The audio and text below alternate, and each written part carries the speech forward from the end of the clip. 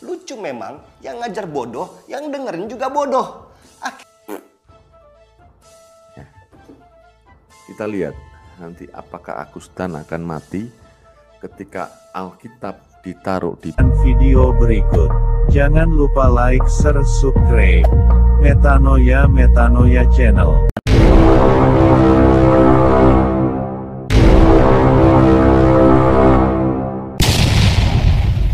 Beberapa waktu ini viral beberapa ustadz mu'alaf yang memberikan ceramah dan diupload ke media sosial.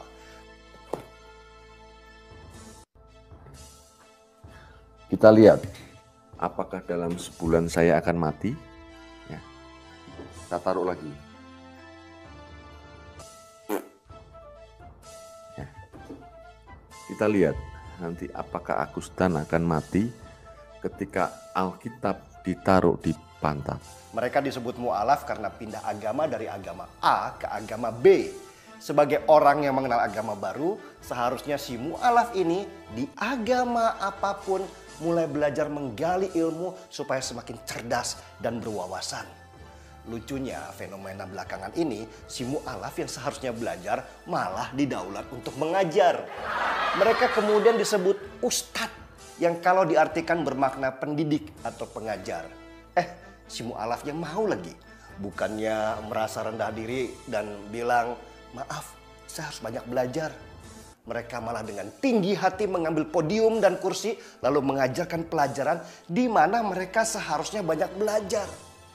Apa jualan mereka? Ya pasti menjelek-jelekan agama sebelumnya yang mereka anut. Persis seperti sales Coca-Cola yang pindah ke Pepsi dan cerita buruknya Coca-Cola dari A sampai Z. Mereka harus jualan kejelekan-kejelekan itu karena memang tidak ada ilmu yang bisa mereka ajarkan. Akhirnya mereka menggali-gali, apa ya yang harus gua tonjolkan? Gua cerdas kagak, bego iya.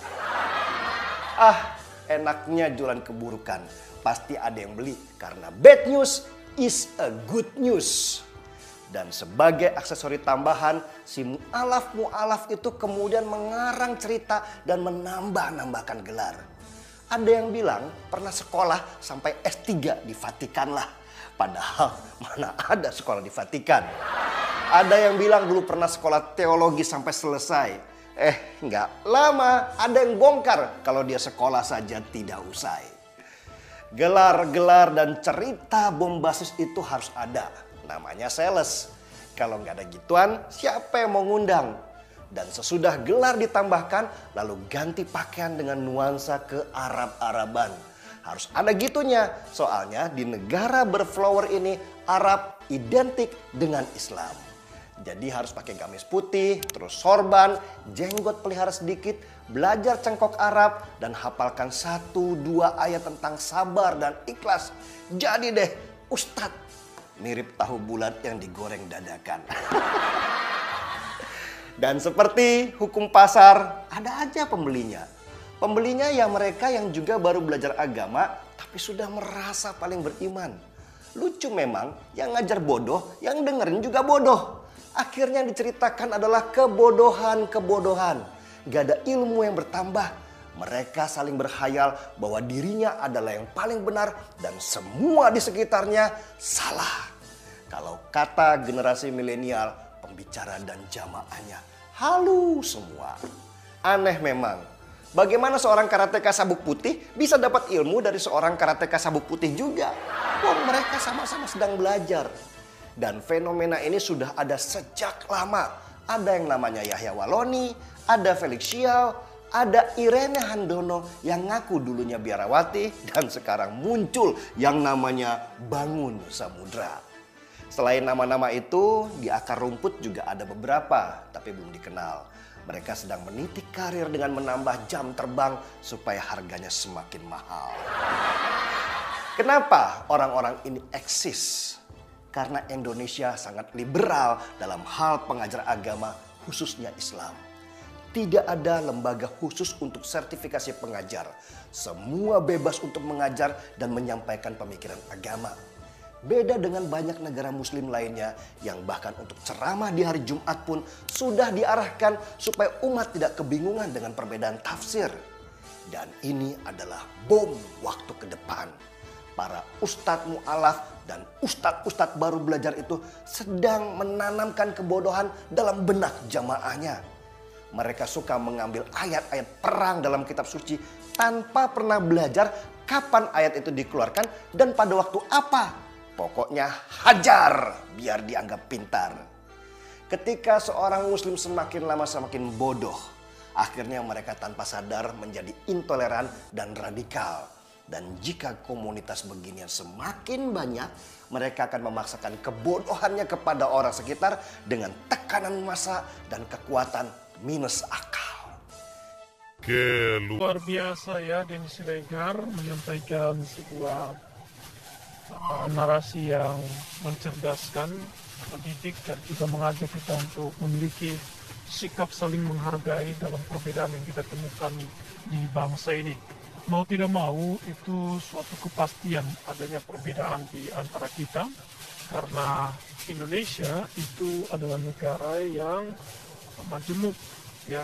Karenanya kita pasti akan bertemu dengan orang yang berbeda, mulai dari agama, dari suku, dari bahasa, dan lain sebagainya. Dari pulau-pulau yang banyak. Nah, kalau kita pertentangkan semua perbedaan itu, maka tidak ada keutuhan untuk negara kesatuan Republik Indonesia. Yang ada adalah perpecahan dan terjadilah perang saudara. Baik, kita akan bacakan beberapa komentar dari teman-teman netizen. Di sini sudah ada Pak Pratiwi Junianti ya. Saya mualaf lebih dulu dari si Felix dan sampai sekarang saya masih terus belajar, nggak mau sok tahu. Padahal inti ajarannya adalah sama, saling mengasihi, cinta kasih baik kepada sesama, terutama kepada pencipta alam semesta. Insya Allah istiqomah katanya ya. Oke, dari tanya dirimu sendiri. Wah, bagus juga ini nama akunnya. Hebatnya Bung Denny Siregar, tanpa teks, tanpa buku panduan, tanpa data, tanpa referensi, tanpa sumber, tanpa nomor ayat, tanpa nama, tanpa penulis yang bertanggung jawab, tanpa judul, tanpa plot cerita, dan banyak lagi tanpa yang lain serba di luar kepala. Teramat hebat, luar biasa, mencerdaskan. Bravo Denny Siregar. Iya, memang ya, Denny Siregar ini cerdas sih kalau saya lihat, bahwa Denny banyak berkontribusi ya untuk mencerdaskan anak bangsa, terutama yang mendengarkan pemaparannya di berbagai platform media sosial ya. Oke, baik. Itu sebabnya kita share terus ini videonya, kita sebar luaskan supaya semakin banyak orang yang cerdas, semakin banyak orang yang waras, semakin banyak orang yang terbuka pikirannya, dan pada akhirnya Indonesia akan mengalami kemajuan karena ada logika yang sehat yang terus ditebarkan di berbagai media sosial. Nah, kita akan baca dari Raja Wali dari Barat. Asik, ini baru orang cerdas yang bijaksana, bisa memberi kita wawasan berpikir yang lebih cerdas dan masuk akal. Mantap. Oke, lanjut ya dari Rupinus Pinem ST. Oke, halo Rupinus Pinem ST. Saya baca komentarnya. Benar sekali Bang Denny. Umat sekarang ini lebih suka mencari kelemahan atau keburukan orang lain daripada mencari sebuah kebenaran dan pengetahuan untuk menjadi lebih baik dan bermanfaat bagi sesama. Ya, terima kasih. Lanjut dari Alterigo. Alhamdulillah, itulah indahnya Islam. Mau guru, mau murid, maupun mualaf selalu belajar dan mengajarkan ilmu yang diketahui agar tidak sombong dan sok pinter seperti itu titik-titik ya. Kalau saya bisa tambahin seperti Agustan, seperti Delisio, Yahya Walomi, dan lain sebagainya. Oke, lanjut dari Weirdo. Di dalam diri setiap orang selalu ada kebaikan. Bahkan dalam diri seorang pencuri pun, belajar dari orang lain, siapapun dia, bukanlah hal yang salah selama ajaran itu menjadikan kita orang yang bermanfaat bagi orang lain. Sebaliknya, belajar dari orang yang berilmu tinggi pun akan sia-sia jika hanya membuat kita membenci orang lain. Kebenaran dari suatu ajaran hanya dapat dilihat dari buahnya, perilaku yang diajar. Betul. Karena gini, kalau apa yang disampaikan menurut dia benar tapi perilakunya tidak benar, itu kan bertentangan antara perkataan dengan perbuatan, tidak sinkron. Nah, itu sebabnya kita terus belajar supaya kita bisa menyelaraskan pikiran kita dengan perbuatan kita. Jadi perbanyak terus untuk mendengarkan, membaca hal-hal yang positif, sehingga dalam perilaku perbuatan kita itu nanti akan selaras, karena apa yang akan kita tambahkan dalam pikiran kita masukkan terus, ya apa yang menjadi input kita itu akan menjadi output ya. Jadi itu pasti ya, itu hukumnya seperti itu ya. Lanjut, oke, kita baca dari Nikita Mulyani. Kirain Nikita Mirzani, Nikita Mulyani. Lanjut ya. Ya, saya sangat mendukung prinsip dan cara persaudaraan Bang Denny Siregar yang menanamkan nilai-nilai Pancasila yang benar dan handal kepada semua netizen pegiat media sosial untuk lebih baik dan benar bagi bangsa kita yang betul-betul cinta NKRI. Maju terus Bang Denny Siregar untuk tegakkan persaudaraan antar sesama makhluk ciptaan Tuhan. Oke. Baik teman-teman, terima kasih ya sudah banyak memberikan komentar.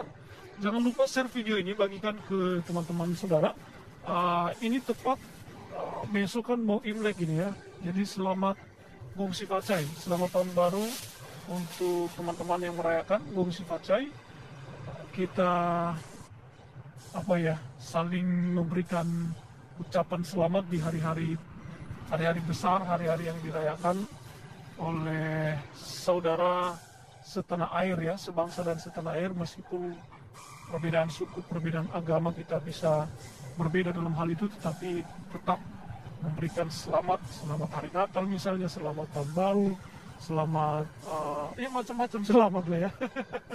Oke teman-teman, sampai ketemu ya di konten kami selanjutnya. Jangan lupa share, tinggalkan komentar Anda di kolom yang tersedia di bawah ini.